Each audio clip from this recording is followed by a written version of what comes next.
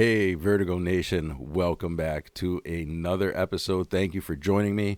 If you are just finding the show, please hit that subscribe button. I'm sure the show it will not disappoint. Welcome to Vertigo. Thank you for tuning in. And I've got my sister back for another episode. Kelly is here. Hello. Yeah, that's right. We had so much fun doing the last episode. How could you not come back to do this a little more on the regular, right? We did. I've been trying to intrude for No. some time now. So I'm glad that you finally allowed me to come back. Well, of course. Absolutely. No, I think it's fun. And I think listening back, so I listened back to that episode to kind of prep for this as much as so here we go with the wild. This is why if you're new here, you got to hit the subscribe button because the show is sure to make your head spin because as you will see, we're all over the place, but there's always a common denominator in there somewhere. We're dizzy, but we always land on our feet. That's right. That's so true. We're like cats. Yep. Cats always land on their feet. It's true. I feel like we tested that theory when we were younger. We did. Poor Cosmo. I know. I feel bad. Yeah. Poor cat. We tried. We were bad kids. Well, not really. We weren't bad kids. We were self-entertained, though. We're creative. We're very, yes. And very scientific at the same time because obviously thought it was appropriate to, try to make sure that 100 times out of 100 the cat landed on its feet. Yes. Yeah, we'll just leave that story there. Anyway. PETA's going to be knocking on our door. I regularly donate to many animal rescues in the county. Just a little plug. In fairness, too, we weren't mean. We weren't malicious. We loved our animals so much. And we thought of them as playmates, which hence led us into we weren't doing it to be cruel. We were doing it like, testing a theory. Yeah, you're a cool cat, right? And we do love you. And now we're going to, make you fall. He could have run away at any point, and he never did. He never really did. He came right back. Nah, he always did. That is true. So I don't know if you remember when you were here last. Somehow we got into a discussion. I think we were talking about favorite artists. And it led into this discussion, and I had come up with and said that one of my favorite artists was the Wu-Tang Clan. Do you remember that? Okay. Yes. I think we were all a little giggly about that. Yeah, which I guess is funny. I guess so what is funny about that, actually? I guess... Well, I guess knowing you, you've always been more of a rock and roll genre. Yeah, that's true. At least in our younger years, and so it's just. Yeah. It's not that it's funny. There's nothing funny about Wu-Tang Clan. They're amazing. Wu-Tang Clan ain't nothing to fuck with. No doubt. And I think everyone should get to know them. That's right. But I was going with it, and it was more of a surprise. Okay. No, that's fair. It was more of a big surprise. No, that's fair. That's more than, yes. And I could see that because you're right. I definitely was that high school, typical high school guy where you either had, your heroes were either an athlete, if you could always be an athletic supporter. Yeah. Anyway, moving on. I had gotten a message from somebody saying, okay, Wu-Tang Clan or NWA. And I was like, okay, so I guess you want me to comment on that. Because, obviously so do you know who the NWA is? Well, we briefly kind of touched on this at one point, but, I was pretty young when these groups were popular or I was going to say, because I know about Dr. Dre. Sure. And I know about Eazy-E. Eazy-E. I know. And he died. A lot of them have. Yeah. It's sad. The surprising thing, I think, that with Eazy-E was he had died from AIDS. Aww. So he was one of the first artists.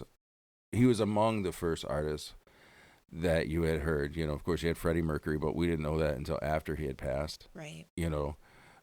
Well, I guess that was the thing. Nobody knew until after they passed, and that was the shock, I think, of a lot of it. So, but my point in saying that, though, too, is, yeah, that was definitely when you were younger. So I don't know if you would remember a lot of that. Well, You know I what couldn't I mean? sit here and quote lyrics and like Sure. discuss songs, but I know kind of about Right. them and But no more so because as individual artists, and I think Wu-Tang Clan would be the same for you, um, as individual artists, you probably know them more. For example, like you already mentioned, NWA had Ice Cube. The members of NWA that I remember were Ice Cube, mm-hmm, MC Ren, Dr. Dre, Easy E, mm-hmm. and I can't remember. There was a fifth. I can't remember the fifth member. But so none of those guys but Dr. Dre and Ice Cube, I think, would probably still be popular now, is kind of my Yeah, point. I love Dr. Dre, always have. Yeah. And Ice Cube's kind of transitioned into movies. Yeah. So, but then, so anyway, my whole point in bringing this up is so my comment on it, I guess, is this. As far as talent, I think that Wu-Tang Clan had more talent, right? You had Old Dirty Bastard, ODB, Mm-hmm. who had very much his own style. Oh yeah, Right. He was energetic and Comical. yeah, and just like very kind of busy. Yeah, all over. Right. I mean, in one song, he might be kind of singing or following a melody line with it, at least with his rap, you know what I mean? And then he might just be straight, rapping or whatever, yes. And I guess so that's my point. In my opinion, there's no debate. Wu-Tang Clan, as far as talent, what is a better group. NWA is more popular, though. You know what I mean? Okay. They had probably the more entertainment value, I guess. I don't know. I don't know what the proper... Well, I feel like for that awesome listener that gave us a comment, shout out to you. Right. And I would like to do some research. I would like to really, because I'm not refreshed on either. Yeah. I haven't listened to No, any of fair. that in a while. Well, I've been Wu-Tang, on like this like funk kind of kick lately. Oh, okay. Yeah, but that ties in. So, well, that would tie in definitely the Chronic. Dr. Dre was very much based on, because that was the whole G-Funk. Yeah. Nate Dogg, right? Yeah. Snoop Dogg. That was kind of the beginning of that. Which all so I've never wanted to be Martha Stewart more. Right? Isn't he great? Like I don't want to cook or decorate, but I want to hang out with Snoop. Smoke some blunts with him. Yeah, I mean, yeah. I don't. Yeah. Yeah. I think that would be like trying to keep up with Willie Nelson. I just don't know that that's possible. Right. I think if just breathing in his exhaust would probably be more than enough. I'd be like, thanks, I'm done. I'm out. Yeah. Give him a hug and like, whoop. Okay. Yeah, that's right. It's good for me. That's right. We're done. Cut it out. Oh my God. Yeah. So that was the tail end, I guess, of NWA. You know what I mean? Like, so. Yeah. I was a pretty young kid. That's what I was going to say, because I mean, you're 6 years younger than I am. And so that's when it comes, especially I think with pop culture, like things change so quickly with pop culture. Yeah. And so 6 years might not seem like a lot of years in most, especially I think when you get to my age, like 6 years doesn't seem like much at all. Oh, yeah. I mean, it takes me that long to clean out my closet. Right. But the fact that in pop culture, movies, music changes so quickly almost every other year, you know? So.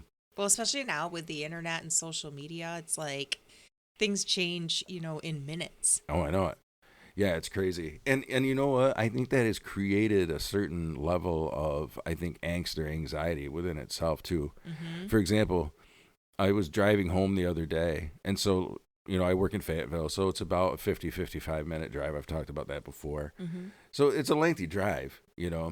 And so getting to work, you're fighting the morning construction, and on 41 and 81, there's construction going on both. Oh, No matter what time I leave in the morning, it seems like I'm still pulling in the parking lot. Like, my shift starts at 9, so it's like 9:01, 9:02, and it's like doesn't matter what time I leave. You know what I mean? It's just a mess.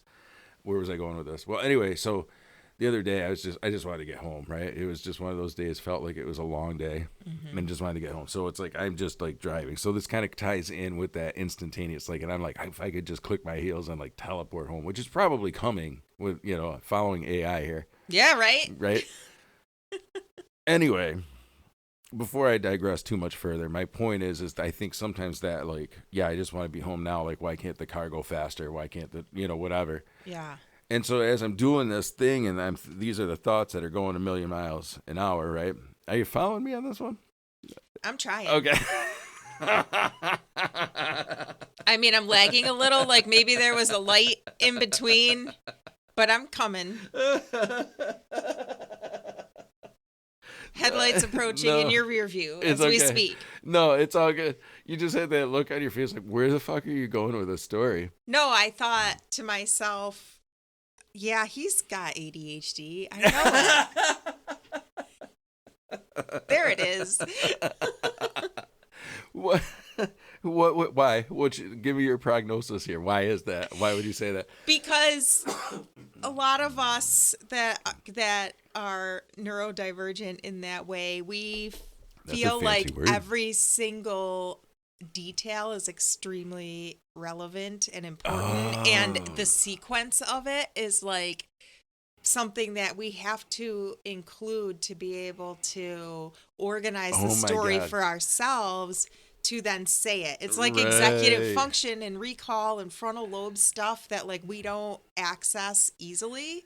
And so then we're like, okay, yeah, that happened, but first this happened and then this. And we need to go in order so that we can get it all out. It explains so much. If you go back and listen to past episodes of Vertigo, and if you go back and even further and probably listen to episodes of On the Rocks, because I notice it. If I notice it, I'm like, why do I have this need to tell the story in a very detailed, orderly, like I guess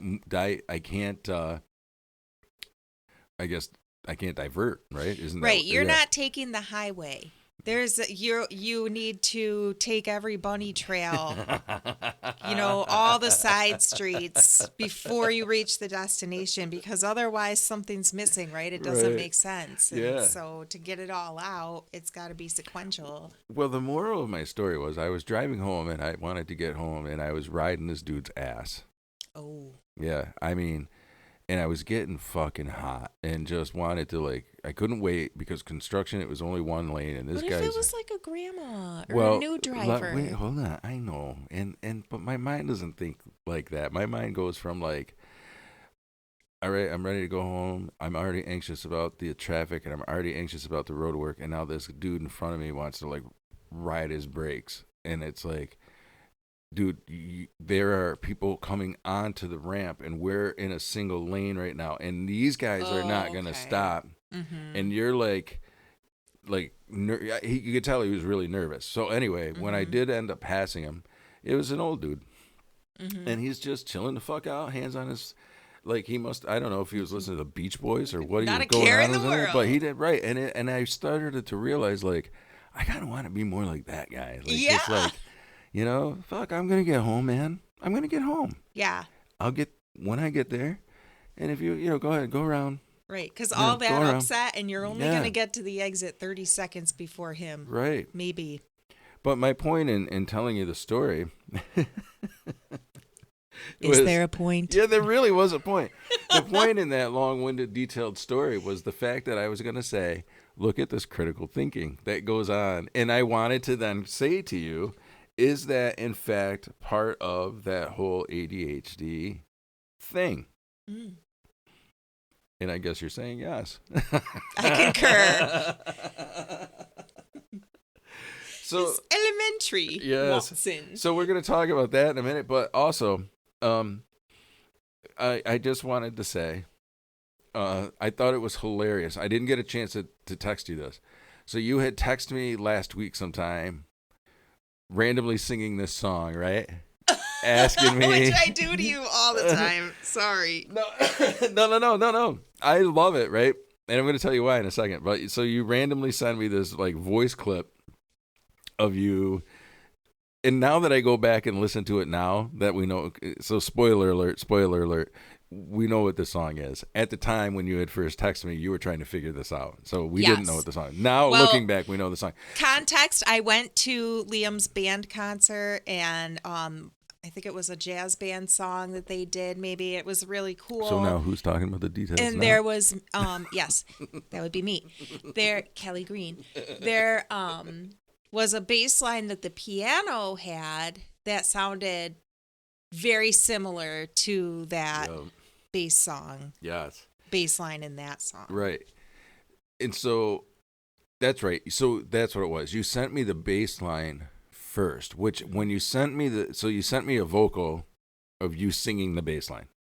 Right. Right. With the doot-doos. Yeah. Mm-hmm. And so now that we've figured out the song, I went back and listened to that, and I was like, that is the bass line. That is. So you did get it. But anyway, the song was Miss You, right, by the Rolling Stones that you were trying to figure out. Yes. But as soon as you sent me the second vocal clip and you sang, that part, do do do do do do do, right?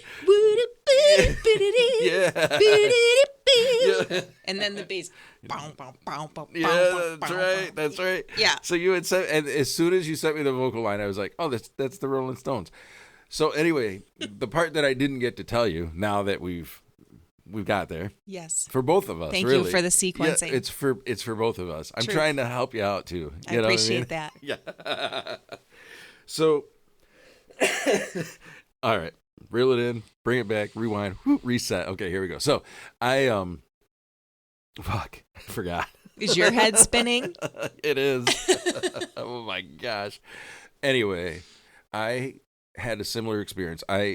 So in all of this, the running thread is ADHD. So I had got stuck on listening to the band Ghost for probably 2 weeks. I lost 2 weeks in my mind to just reading everything about the band Ghost, watching live concerts of Ghost, YouTubes of Ghost, whatever. So I was on because sometime in that time period, you sent me a text saying you were going to go see them live if you could find a show or something. Yeah, and drove probably men nuts talking about Ghost this. Did you know that they do this? Did you know that they, whatever. So I went way off the lines, got into the web series. It was bad. It was 2 weeks of. Yeah, that's a good run. Yeah, I'll never get those 2 weeks back. No, but you learned something. And it was probably super fun. So anyway, there is a line in a Ghost song. So it's I can't think of the name. Something on the Spitalfield or anyway. And all of a sudden there's this breakdown in the song. This string guitar thing. And it drove me nuts because I had heard it before. Mm-hmm. And so what I did is I took the Ghost track and I isolated that part and I sent it to my friend Dave, who also is a huge music dude and just has this crazy amount of trivia around music. And I sent it to him. He immediately texted me back, dude, that's from Whitesnake, Still of the Night. That do-do-do-do-do-do-do-do. Do-do-do-do-do-do-do-do-do-do. You know the part I'm talking about? Mm-hmm. Okay, yeah, that part. I'm like, that's right, man. That's in the Still of the Night. But Ghost uses it as a breakdown in one of their songs. And so it was driving me nuts. So anyway, my point is there's a lot of similarities. You're sending me vocal lines, but I'm also isolating tracks and sending them to Dave going, what the fuck is this? Because that's the stuff that keeps me up at night. Yeah. Literally.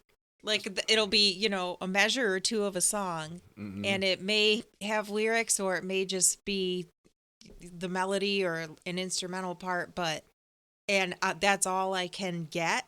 And it's you can't really get on Google and be like, hey, Google, what's this bass line? Yeah. It's you can't. And Google's you're an asshole. Right. It's so true. Well, not only that, it's always at the most inconvenient times. It's mm-hmm. I'm sure Min isn't going to appreciate me singing into my phone at 2:00 in the morning because I can't sleep. Right. Because I woke up.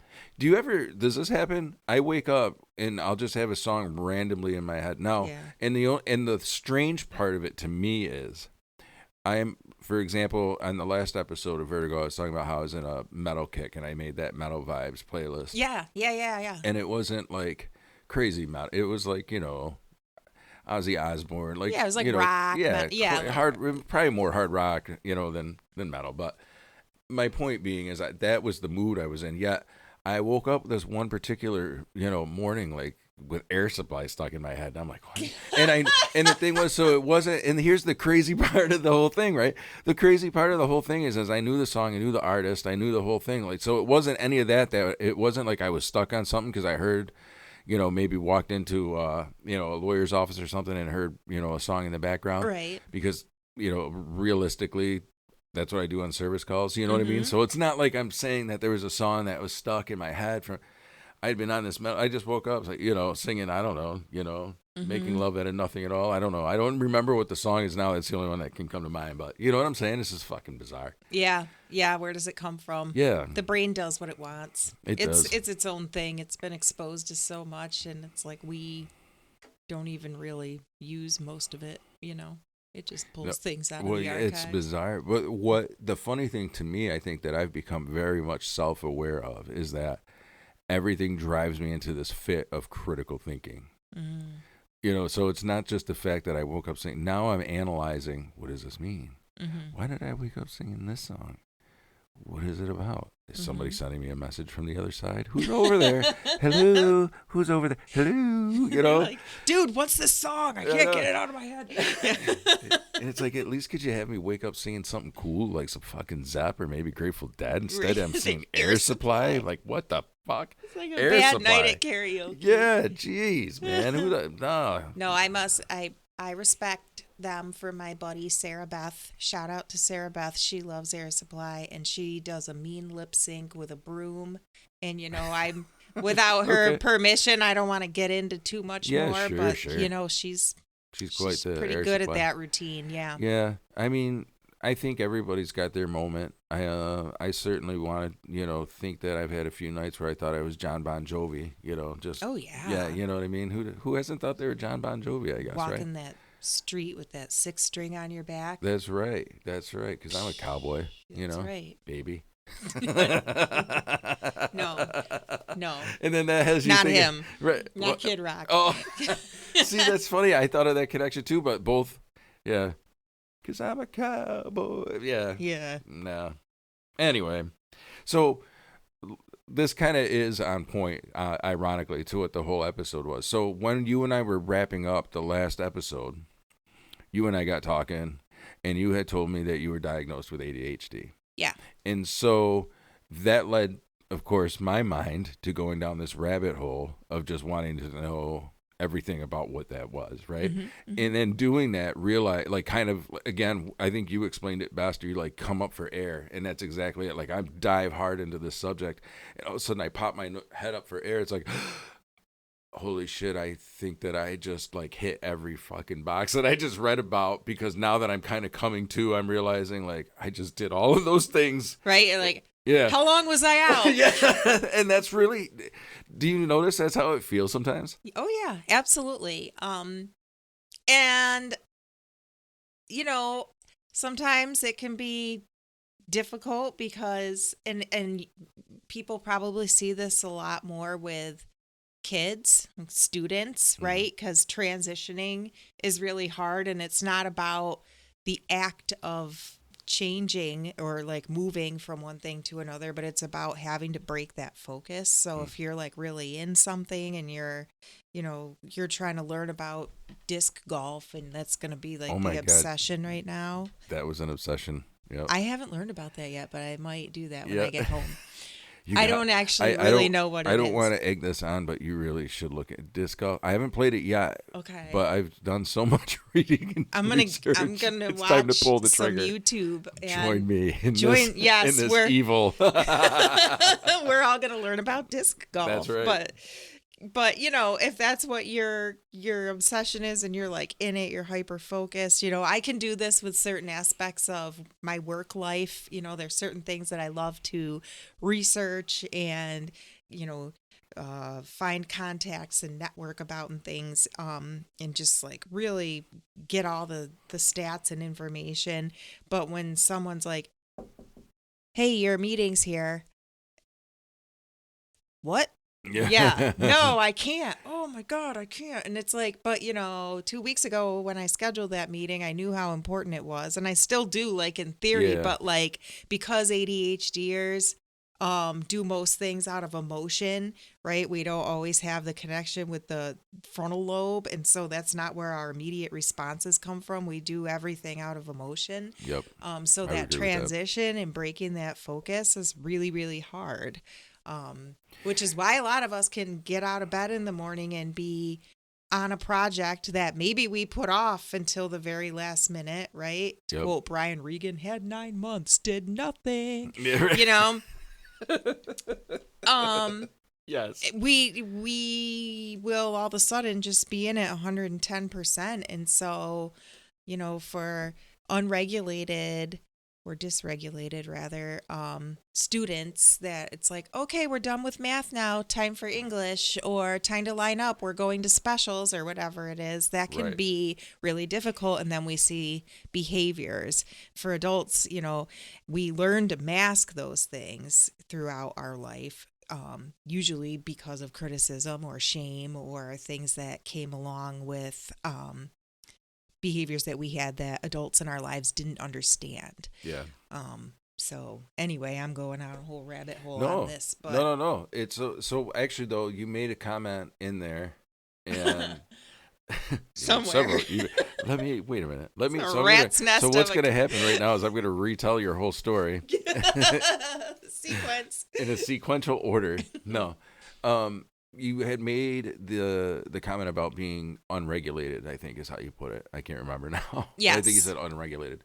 So when you say unregulated, do you say that is a person that is probably ADHD with active symptoms but not in therapy or not Correct. medicated? Correct. Yep. So yeah, I mean, unregulated meaning I'm not aware of where my emotions are right now. And I'm so hyper focused on this one particular thing that when you try to remove that, now I am upset, right? Because ADHDers lead with emotion. Everything Right. happens with emotion first, which, as we get older and are diagnosed and go through therapy, hopefully those are things we can start to like really recognize in ourselves and when it's coming. And, there's a long list of ways to like change the narrative in our mind Yeah. and go from there. But we are very sensitive to people interrupting our focus. Yeah. It's so we don't true. like it. Yeah. No. Yeah. No, it's true. And I realize, yeah, in problem solving, I don't know if that's just the part of it for me in my, you know what I mean, with my personality, but like it's almost very much like if I'm trying to, not even a problem. I don't want to. I don't even know how to explain it, but I'm just having this discussion, I guess, in my mind about whatever. It could be a problem that I'm trying to solve, or it could just be a subject that I'm You're just thinking about hyper it. focused on. Yeah. Yeah. Ironically, for example, as Indy's joining us in the studio, like when she was a pup, it was learning every little detail about retrievers, or excuse me, Labradors. So, well, Labrador Retriever. Yeah. See what I mean? I even correct myself. It's fine. It's knucking thoughts, isn't it? Mm-hmm. Yeah. It's crazy. No. So, let me ask you this then. Mm-hmm. What led you to being diagnosed ADHD? Because I think that's kind of where I'm started. It's like I am, just from the interactions that I've had, not only with you, but even, I've talked with Maddox. Him and I have had conversations about this too. Min and I have had conversations about this, ad nauseum. So, and almost to a point where we joke about it, like, yep, you're just off in ADHD land again, or whatever, you know what I mean? So it's kind of like a running joke, but also like knowledge just from understanding ourselves, just from the amount of research that we do by nature and whatnot, that I'm pretty sure that this is lingering in my background, right? So it is genetic. Is it? Mm-hmm. Yeah. Yep, Which I guess doesn't surprise me then. Yeah, it often runs in families. And of course, just a little clause. I'm not an expert, but I can just share like my experience. Of course. Of course. So of course. I was diagnosed when I was 38, 39, something like that, just within the last few years. Okay. And I was on a very long journey of healing, right? Right. Like, coming out of the church, like we had talked about, and just things from my childhood and adolescence and different things that I've been through over time. And I always I never felt right, and I could never figure out what it is. I just always felt like something was wrong with me. Something is off, and it's why do I feel so down, or why do I get anxious, or some things just aren't right. And so I was like actively seeking and going to therapy, and I was constantly told I had depression and anxiety, Same. and on this medication, on that medication. But it never seemed to fix, right? It never did. Right. It was like, because I've experienced that too, is why I comment, Yeah, and like therapeutically, it still just felt like something wasn't quite hitting the mark. It wasn't clicking. So I kind of started doing my own research, because I was also having a lot of neurodivergent type symptoms, which I can look back even to when I was little and see like motor skills, right? And I had to go to PT and OT throughout earlier years of elementary school. And like to this day, like I still can't catch a ball. Or like Chris and I laugh because it's like, oh, hey, can you toss me the keys? And it's like, wait, no, I'll just come get them, because I'm not going to catch them. Right. And it's like, I have issues with my eyes and stuff like that. So there's those things. And then everything that was going on the inside. And as I started to unpack shame and things that made me feel, insecure about myself, and then I started to realize like, well, who am I? So I'm like going on this whole journey, and as I'm doing that, I'm researching these things and what types of people are experiencing this, and a lot of it led to ADHD. And I thought, well, that's weird, because I'm not hyper. I'm very Same. like oftentimes I'm introverted. That's how I recharge. I like people, I like being around people, but the way that I am energized is alone. Me too. With nature. Yep. Same. And so, and I want to just interject. I'm rambling. No, you're not rambling at all. And I don't want to interrupt the story, but I also want to comment on a couple of those things quick. And one of them being that whole introvert extrovert conversation, because I found it when I had to do those trainings, right? I'm thinking more back when I worked my OCO days and things like that. Even Farnham, they do those tests. Those, are you I don't even remember. Oh, like the personality test. Yeah, are you a HQFTRZ? I don't know. Yeah. Like, you know what I mean? And that's how bad it is. Like, I remember the details of the test. I don't even remember what I came out as. But my point is that, certain personality types everybody's a mix, but some are more introverted, some are more extroverted, so forth. See, here we go, right? I already caught myself doing this like really long. Oh boy. Anyway. It's okay though. Yeah, we're just gonna roll with it. We are who I we laugh are. because it's like, now that we're having a conversation about these exact things, and it's like I'm actively doing that. But anyway, my point being is that I was always surprised, I think, because I felt like, or at least my peers, I think, always saw me more as an extrovert. That's but what people say about me. Yeah. But it's funny, I'll tell people to this day, I'm like, dude, I am so shy. And they're like, you the fuck are not shy. You know what I mean? It's like, no, I'm telling you. People walk up to chat with me and I'm like, oh, shit.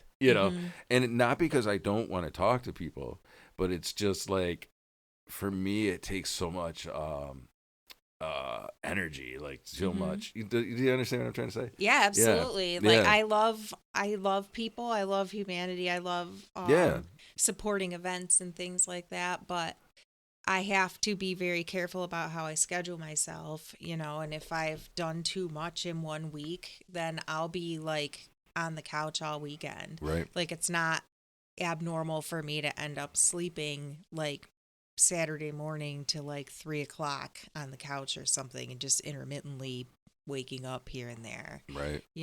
But if I have time to recharge, which I think is what we're talking about, like how we how we feel fulfilled and Absolutely. Yeah. re-energized. Right. Yeah. So Yeah. it's not that we can't go have conversations with people. Yeah, We no, just, it's about how it drains the social battery. yes. Yeah, no, Yes. yeah, I probably that. See, Mm-hmm. I didn't know. That's probably the best way to explain it, Yeah. right there. Yeah, Yeah. No, I hear what you're saying and I totally agree with you. And I get the same kind of feedback because I'm, not really shy. I'm okay with like putting my voice out there and stuff, but then I do need quiet time to yeah, recharge. I'm not energized by people. My right, energy is taken from right. me Yeah, when I'm around people. yep. Mhm. Which I think is partly even just being somebody attached to the arts, too. I Yeah. think because I feel like that's always been it for me too. There's something about being whether it's this now is my kind of my creative outlet, but whether it was music for other people, it might be, literal art, drawing, Mhm. painting, so forth, Yeah. creating, Mhm. there's like this spirit of that you're connected to in that creative, like Awen is kind of how I describe it, Yep. right? Is a Celtic druid kind of thought of the creative spirit as Yep. a name, Yep.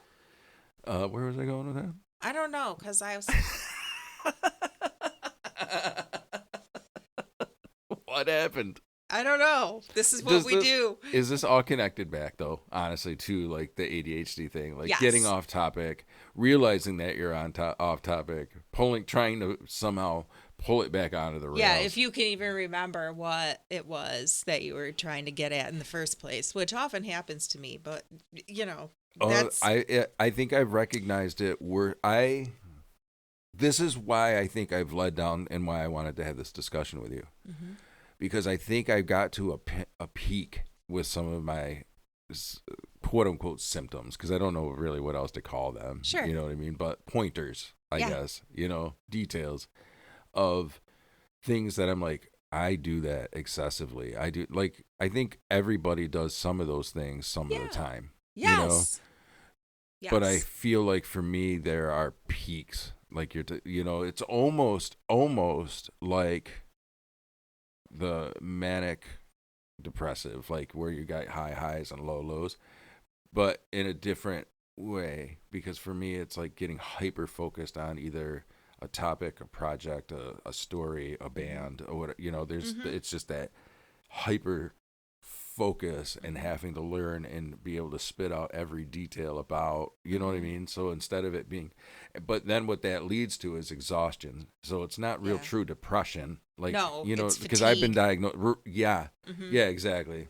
Yeah, Mhm. but it's been diagnosed as depression for me, and it sounds like for you too, because that's where we were talking. See, Yeah. I know where to, I know, I can So get us. so Stay with me for a what minute. happened was I realized that those diagnosis or opinions of doctors of the depression and anxiety and those things I was going through were really subsequent of the ADHD, and they started to settle down once I started dealing with the ADHD.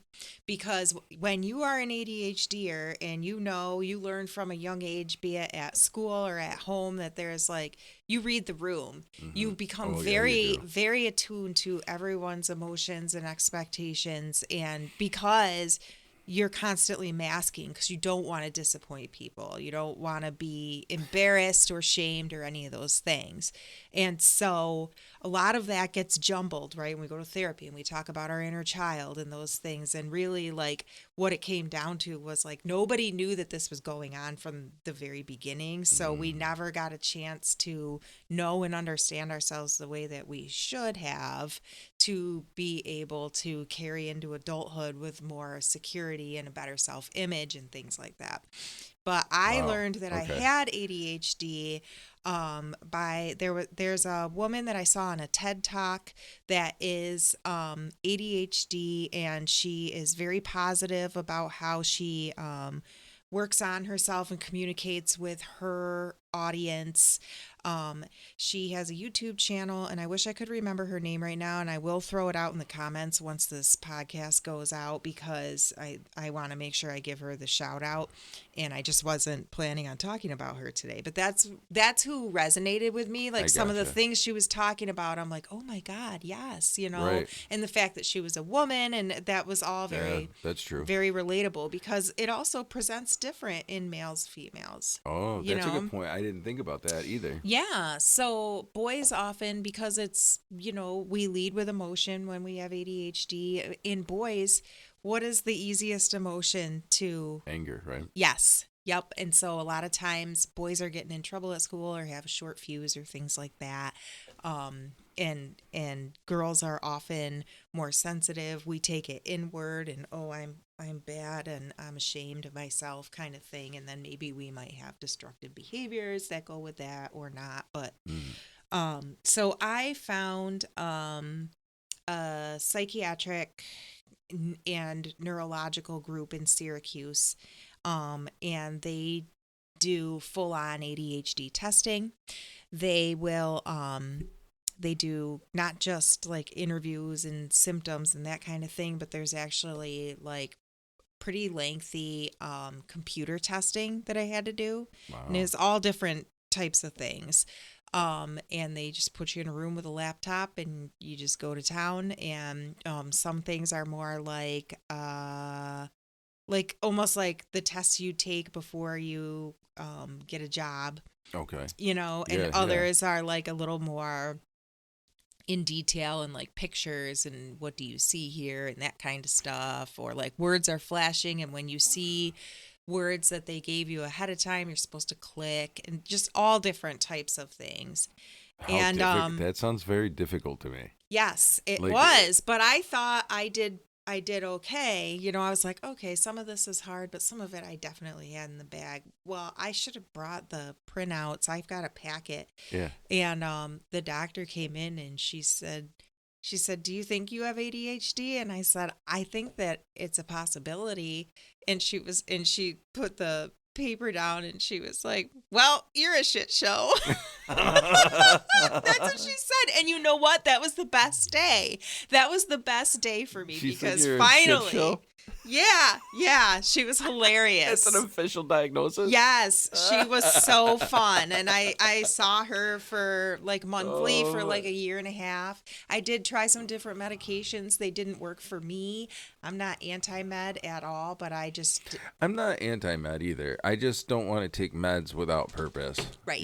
And I don't want to be prescribed an abundance of them either. Right. For example, I'm sure we've all seen, and I'm not even going to give any shout outs to the companies. You'll know or you won't. Mm-hmm. But how many times do you see companies, put out, especially mental health drugs I'm speaking of specifically, how many times have you seen a drug company, I'm just going to say it, I think it's Wellbutrin, which is partnered with another drug, usually another mental health drug. Mm-hmm. And it's like to help counteract symptoms. And and when you really look into it, it's like, how many drugs do people have to take, especially when it comes to mental health, mm-hmm. that are drugs that help counteract the symptoms of another drug, or you know what I'm saying? Yeah, and I think a lot of times, and that's where I get doctors nervous. Are grasping at straws, mm-hmm. Because really to get a thorough, accurate diagnosis in that lane is so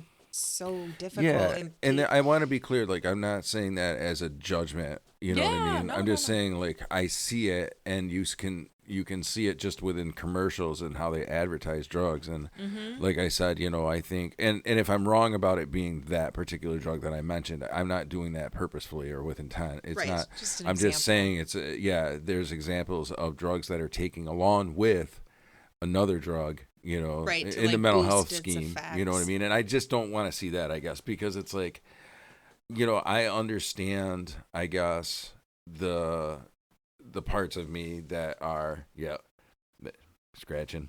That's life with a lab. Yep. Miley always did that. Yep. If she's not chewing, licking, sometimes she'll be quiet, and just that means she's sleeping. But, anyway, before I digress, whatever. I just don't want to be taking a bunch of medications. That's all. That's all I'm trying to say. The long-winded, version of that.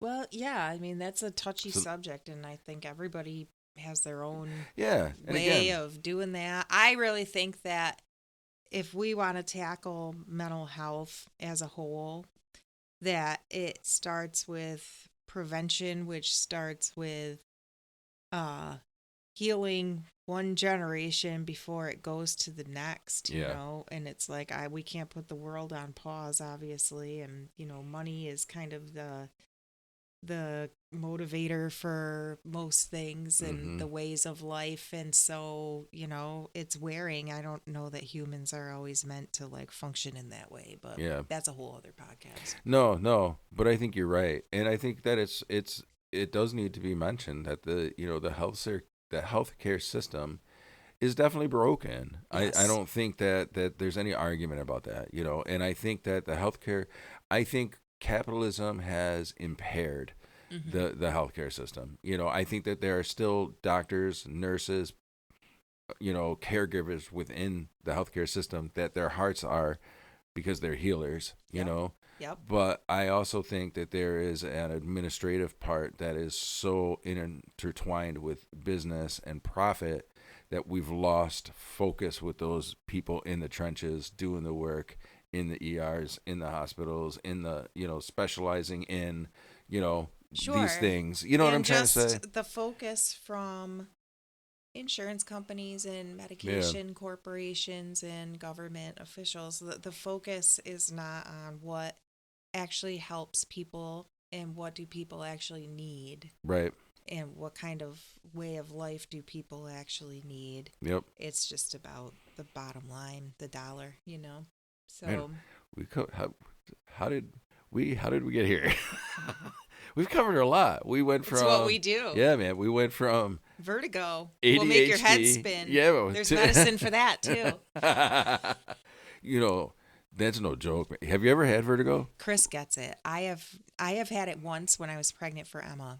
And, Yeah, I get it. I chronically. Mm-hmm. There's like chiropractic moves that loosen up like those crystals you get in your ears. Yeah. I don't know. There's a specific name for it. It's a couple of letters, I think. It's like different types of stretching. Yep. That are supposed to help, but... And that's the thing I need to be better about. And matter of fact, we have a chiropractor that comes to the spa, so Dr. Kobe, shout out to Dr. Kobe.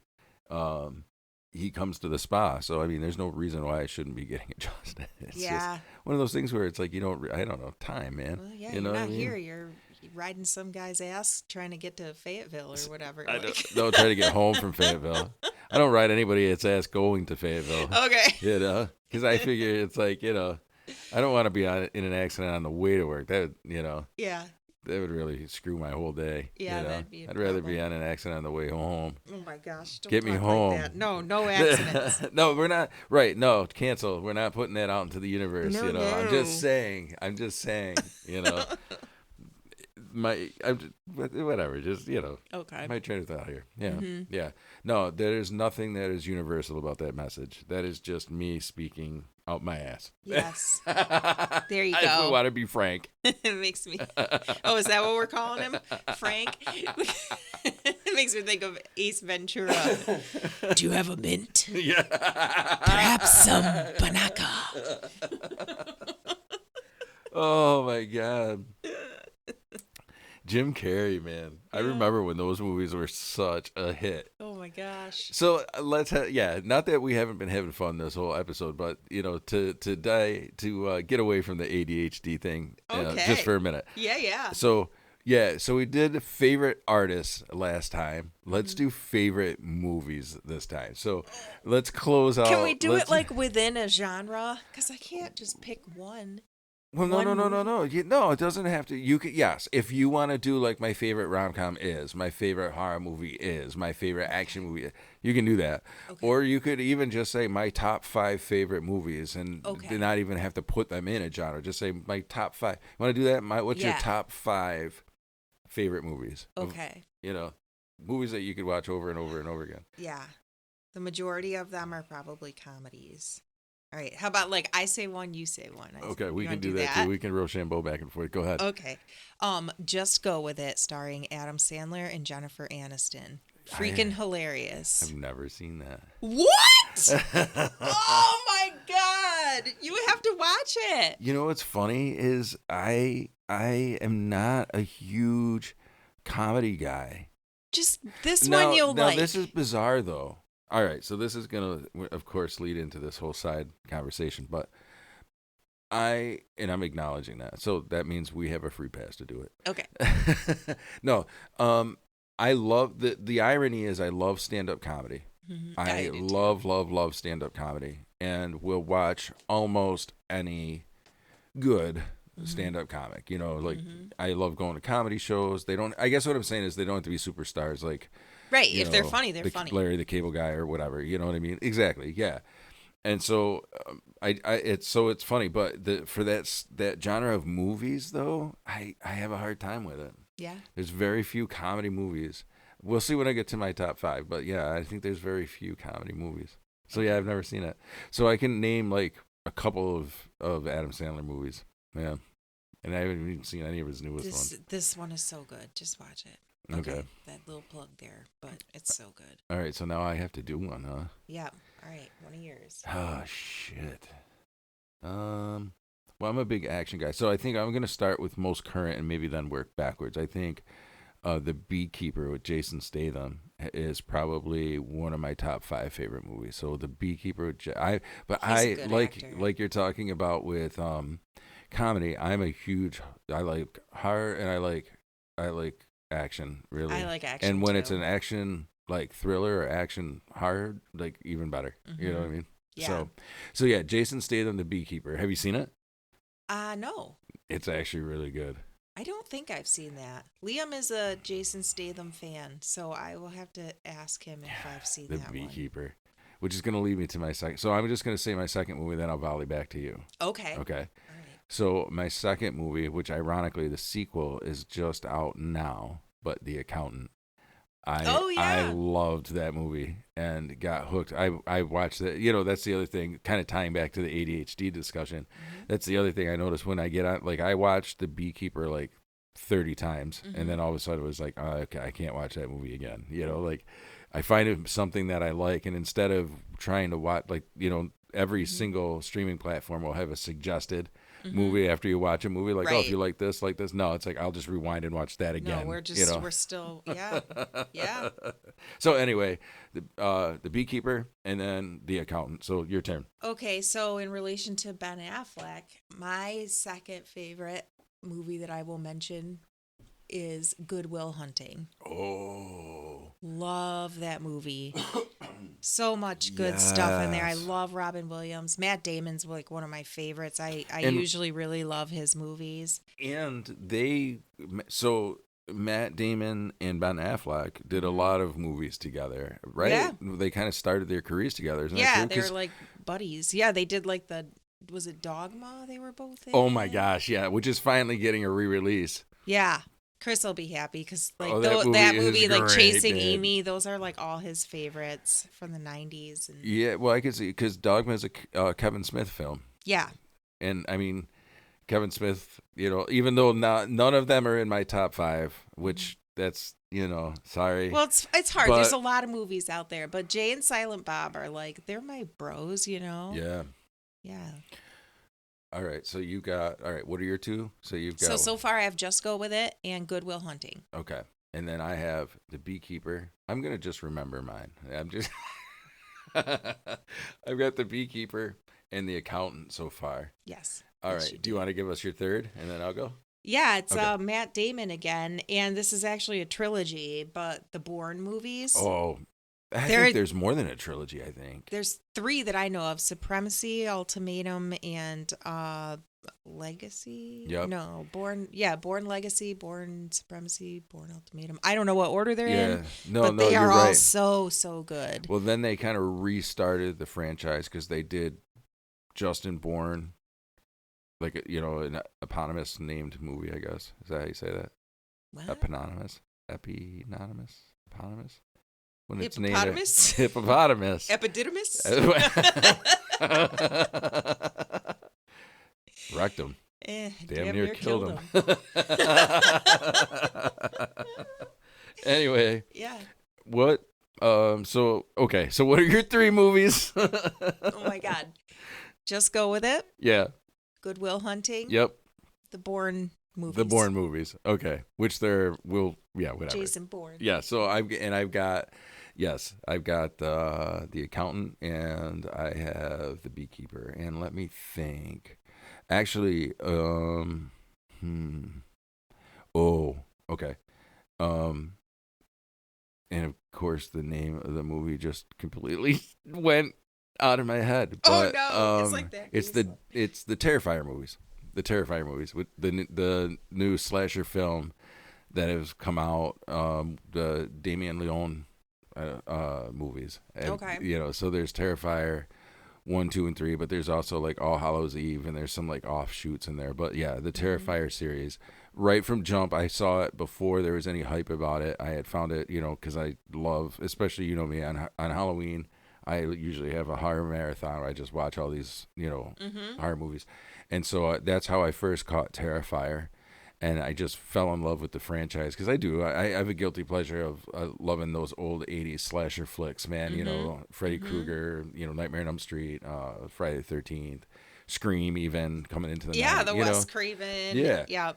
And so Terrifier is very much a new school vision of that. And so they were fun movies, I think, as somebody who's all right. So I would say, yeah, probably the second movie is my favorite of the 3. So we'll say Terrifier 2 in there, but the Terrifier franchise. Okay. Similar to how you're saying the Jason Bourne franchise. Okay. All right. Not Justin Bourne. Well, I'll allow it. Yeah, you can say that. Yeah. Okay, so next, what do you think? Oh, I'll pull. So let me think. Actually, this is another 80s movie that's going to have a series, from what I understand, kind of similar to like I guess like the Arrowverse and stuff that they were doing on DC, but it's going to be John Rambo. I guess they're going to do his backstory. Really? So anyway, Rambo would probably, the First Blood movie, the original Rambo movie, is gotta be easily in my top 5 favorite movies. The original one, like the other ones are cool, whatever, but that's what made it a franchise. I really loved just the first movie when it came out. I still watch it when they play it on like Tubi and shit. Like it's just great. I'll watch it with commercials. That's the best way to watch them. Yeah, like you're back in the 80s. Like, it helps my ADHD. Yeah, right. Because it's like, there's a commercial. I don't have to. I can breathe. I can Google what year that other actor was born. Yeah, right. See who their parents are. Yeah, right. I need Wikipedia. Yeah, that's right. Yeah. Yeah, it's like I get lost if I don't have Wikipedia. I do. I keep my phone out when I watch movies and shows because now I want to know everything that person was in. Yep. Ever. Yep. And then we'll go down and probably start watching them. Even I'll realize that, like, this movie's terrible. Turn it off. But you go down this rabbit hole of like, wow. You got to do it. Yeah. Yeah. What was it that the movie I got obsessed with? Oh, my God. It's with Christian Slater. True Romance. Do you remember that movie? I don't remember. Because I think that would have been a era, like one in your frame, you know what I mean? Of when you were 90s. Is it 90s movie? It had to be. It's Travis Barker's favorite movie from Blink-182. Really? Yeah. Aww, and he's and so I'm pretty cute. Yeah. But yeah, I completely lost you. Yeah, Travis Barker. You're thinking about how cute he is, aren't you? No, I'm just thinking like he's this lanky bald dude. You know what I mean? Yeah, but it's his vibe. It's the punk rock energy, the tattoos and the drums. I don't know. I mean, that's cool. Yeah, it's cool. I mean, I'm not saying it like, ooh, Travis Barker. No, like, I understand. Travis Yeah, Barker. like that's cute. He's like so cute. yeah, I guess. I just yeah, my mind didn't go there first, I guess. So it just threw me off because I was like, how do I respond to that? Because I like Travis Barker, but I wouldn't put him in the cute category. Like cute is like, somebody's kitten, I don't know. Yeah. Yeah. I don't know. He survived that plane crash. That is pretty incredible. Yeah. Yep. So, but we're not talking about music. We're talking about movies. Oh, shoot. Yeah. Was he in a movie? He was in a reality show long ago when he was married to that model chick, remember? On MTV. Shanna. Yeah. Shanna Moakley. Yeah, I remember that. Yep. Back in the day. With the Osbournes, remember that whole shit show? Oh yeah. Sharon. Yeah, I don't. Yeah. It's like, what the No hell? offense, Ozzy. You No. are so cool. Yeah. There's no one like you, but still. No, You talk he's an weird. original. But yeah. Well, he was lit 3/4 of the show. We find out way later in life. But okay, so yeah, we're gonna close out. So I'm just gonna name all 5 movies at this point. All right, okay, go. Here we go. Because we'll Okay. never. So here's the thing. All right, my top 5 favorite movies. I'm just gonna spit it out. So Beekeeper is in there for New School. I talked about First Blood, the first Rambo movie. The Terrifier series, specifically Terrifier 2. The Accountant I brought up, so I only need one more. And what would that be? Gosh, that's tough because part of me wants to say Nightmare on Elm Street. And then part of me wants to say Halloween because both of those franchises I loved. But I think I'm going to have to go with Nightmare on Elm Street only because of the Halloween series. I really only liked the first 2 movies, and then it got really wild and with all the, Michael Myers shit.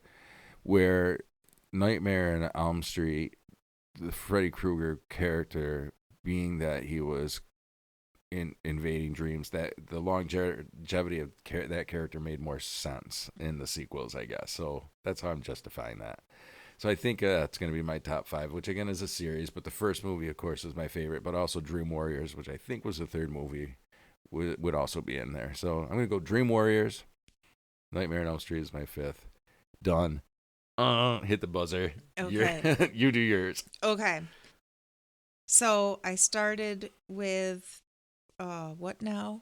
The Adam Just Sandler go movie. with it. Yep. Then I said Good Will Hunting, and then the Bourne movies. Yep. So 2 more. So I'm sorry, but National Lampoon's Christmas Vacation. Oh, I see. Yeah, that is definitely a classic. I love that movie. It's and, hilarious. When I was pregnant for Emma, I watched it every night when I went to bed. Oh my God. I watched it every night on VHS. That's incredible. And I still love that movie, and I can quote the whole thing, and I laugh my ass off. It's a great movie. Every time. Yeah, we watch that when that starts playing it, on the streaming now, right? Yep. Everything streams. Yep. So when that starts streaming, yeah, that definitely becomes one of the movies that's on constantly in our place too, our house. Yep. I love it. And then, all right, to choose one more, it's so hard because there's so many that need honorable mention, but I think I gotta go with Meet the Parents. Ooh, yes. I quote that movie all the time. Yes, you do. And to see Robert De Niro in such a funny role, I thought he killed it. He was good in that movie. Yes. He was great in that movie. Yeah, see, that's the thing. It's hard now that you're bringing up these movies too. I'm thinking like, yeah, my top 5, like my playlist probably would change because you're right. Movies that I didn't bring up that I liked, for example, the Rocky movies are incredible movies. I feel like for any action film fan, it's hard to count those, but I didn't even bring them up, So anyway, my point being is, yeah, when you start The Birdcage with Robin Williams, oh my God, is another Nathan movie. Lane. Yeah, Nathan Lane. That movie is hilarious and a classic. Mrs. Doubtfire. Yep. Click. Steel Magnolias. Ooh, okay. Yeah. Did you say Clue? No, but that was a cool That's movie one of my too. favorites. Yeah, I forgot about that. I feel like Clue is my generation's Rocky Horror Picture Show. Does that make sense? Yeah. Like, cause and not even with the Tim Curry connection. But no, it's like it's funny, but it's it has like this other vibe, like the Right. mysterious, almost like it's trying to scare you, like Right. Yeah. Exactly. There's a horror element to it. Yeah. You know what I mean? So yeah, it's supposed to be like building this like Clue, right? Who's the murderer? Who murdered? Right? Which is very dark humor. Very dark humor. And so I guess that's the other thing. Going back to the whole comedy thing, that's the other thing about it. I think like most comedy films are like either satire or just like really over the top kind of humor, whether it be, I don't know, over sexualization, for example, or what. And not that I'm opposed to those kind of dirty jokes, right. You know what I mean? Right. And my humor is more dark humor. Yeah. My humor is more like Hellboy, Gotcha. You know what I'm trying to say? Yeah. So, and I find that there are more stand-up comics that have that vibe than there are movie comics. Most movie comics fall into that Oh my gosh. satire or, dirty jokes or whatever. You know what I mean? We love to go see stand-up comedians. Right. Just in the Syracuse area, we saw Brian Regan. We saw Sebastian Maniscalco. Oh my God, he was so funny. That's awesome. And we're going to see John Mulaney here in June, and I'm so excited for that. Oh, that's cool. I love John Mulaney. So yeah, so I got to get out. Min and I definitely need to get out more with trying to see some of that. Yeah. Because I love stand-up comedy. We've been to, what's the place in Destiny?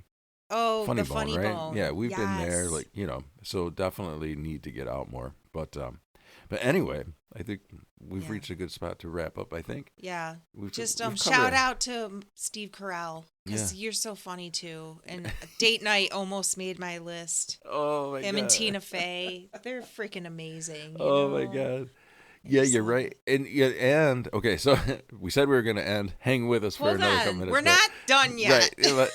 No, Steve Carell did the movie about the wrestlers where he played the DuPont, who was like kind of batty nuts, and then shot and killed that one American wrestler.